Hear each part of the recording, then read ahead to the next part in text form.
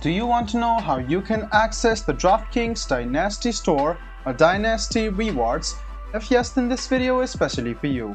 Hello and welcome to TechTube. It's your host back again with yet another interesting tutorial video. In this video, I'm going to teach you how you can access the Dynasty Store on Draftkings.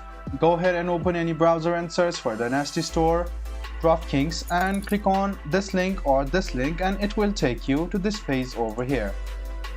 Or it will take you to this page. You can see the sportsbook. The Dynasty sportsbook is over here.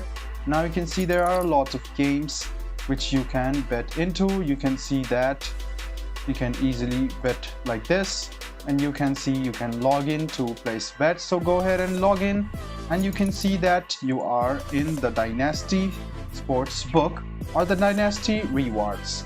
This way you can access the Dynasty points and enjoy your rewards which will be given to you. You can also see the Dynasty Rewards program given by Dynasty Kings or Draftkings, and you can earn a lot of rewards using this as well.